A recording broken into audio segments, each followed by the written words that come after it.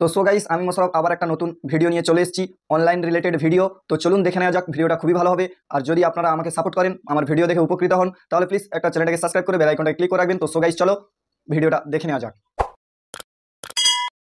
তো so guys, আপনারা কি করবেন যে বাংলা ভূমি পোর্টাল আমরা গুগলে গিয়ে সার্চ করতাম, অনেক আইডি ভেরিফিকেশনের ব্যাপার ছিল। এখানে কিছুই নয়, শুধু ডাউনলোড করুন আর আপনার জায়গার বিষয়ে, আপনার জমির বিষয়ে, দলিলের বিষয়ে সমস্ত কিছু এখান থেকে জেনে যান। তো কী করতে হবে, জাস্ট আপনি প্লে স্টোরে চলে আসবে, আসার পরে লিখবে বাংলা ভূমি পোর্টাল। তো বাংলা ভূমি পোর্টাল লেখার পরে এরকম একটা অ্যাপ ওপেন হবে।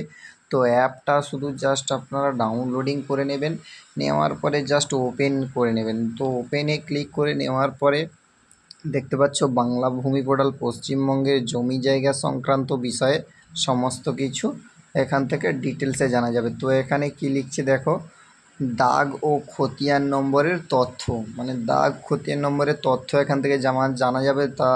তারপরে জমি মার্ক ভ্যালু ও এবং অন্যান্য। তারপরে এখানে দেওয়া আছে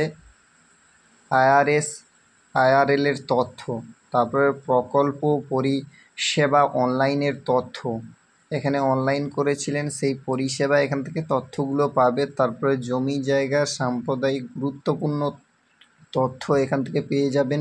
এখানে অনেক রকম ভেরিফিকেশান আছে, যারা জমির বিষয়ে যথেষ্ট বোঝো তারা কিন্তু এই অ্যাপটাকে ডাউনলোডিং করে রাখতে পারো। তো আপনারা যারা পার্সোনালি পাবলিক আপনাদের পার্সোনাল জায়গা জমি চেক করার জন্য আপনার জায়গাটা ভেস্ট হয়ে গেছে কিনা, বা আপনার জায়গাটা সলিড আছে কিনা, বা আপনার জায়গাটা কত আছে, আপনি কিন্তু এই প্রথম সাইট থেকে আপনি কিন্তু দেখে নিতে পারবেন।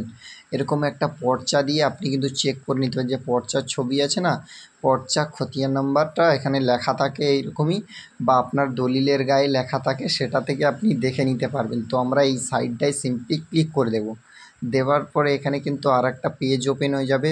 বা এখানে লেখা আছে, দেখতে পাচ্ছেন, আপনি দাগ খতিয়ান নম্বর ম্যাপ পিডিএফ নিতে চান, বা না শুধুমাত্র দাগ খতিয়ান দেখার জন্য বা সেভ করার জন্য রেকর্ড দেখুন, তারপরে দাগ খতিয়ান নম্বর পর্চা ইত্যাদি অনলাইন করবেন কিনা সেটা কিন্তু এখানে লেখা আছে। তো আমরা কি করব, শুধু খালি দাগ খতিয়ান নম্বরটা দেখার জন্য। তো দ্বিতীয় নম্বর অপশানে ক্লিক করার পরে জাস্ট সামথিং টাইম একটু ওয়েট করে নেওয়ার পরে এরকম সার্চিং হয়ে চলে আসবে।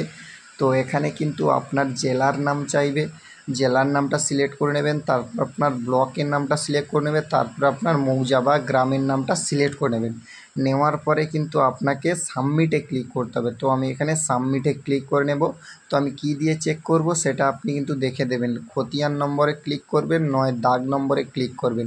দাগ নম্বর থাকলে দাগ নম্বরে ক্লিক করবেন, খতিয়ান নম্বর থাকলে খতিয়ান নম্বরে ক্লিক করবেন। বাংলায় দেখতে চান না ইংলিশে দেখতে চান সেটাও সিলেক্ট করে নেবেন। নেওয়ার পরে কিন্তু এখানে সাবমিট বাটন যে আছে, সাবমিট বাটনে ক্লিক করবে। করার পরে এখানে কিন্তু আপনার খতিয়ান নম্বরটা এখানে দিয়ে দেবেন, এখানে খতিয়ান নম্বরটা দিয়ে দিতে পারেন। তো আমার এখানে দেখতে পাচ্ছ খতিয়ান নম্বরটা দিয়ে দেবো, গুরদাসপুর খতিয়ান নম্বর কত আছে আমার জমির সেটা দিয়ে দেবো। আমি ধরো দিলাম 311 দিয়ে কিন্তু সাবমিটে ক্লিক করবো। এটাই কিন্তু রেকর্ড নেই, দেখতে পাচ্ছ। তো এটা কিন্তু রেকর্ড নেই। এখানে কি করতে হবে, তোমাকে আপনার যে খতিয়ান নম্বর যত হবে দেওয়ার পরে সাবমিট দেওয়ার পরে আপনার সমস্ত ডিটেলস অটোমেটিকলি ভেরিফাই হয়ে এই যে সাদাবত ড্যাশবোর্ড দেখা যাচ্ছে এখানে কিন্তু অবশ্যই চলে আসবে। আপনি কিন্তু এখান থেকে দেখে নিতে পারবেন আপনার সমস্ত ডিটেলসটা। আপনি না যদি বিশ্বাস হয় একবার ট্রাই করে গিয়ে দেখুন, প্রবলেম নেই। জাস্ট কত এমবির অ্যাপ, ওই 50 কি 60 এমবির অ্যাপ একটা, কি 13-14 এমবির অ্যাপ। এই অ্যাপটা আপনি ডাউনলোডিং করে আপনি আপনার মোবাইলে রাখতে পারেন। সুবিধা অসুবিধা সমস্ত ডিটেলস কিন্তু এখান থেকে জমি সংক্রান্ত বিষয়ে আপনি জানতে পারবেন। তো সো গাইস, চলুন আজকের ভিডিও এখানে শেষ করছি। আজকের মতো টাটা, বাই বাই।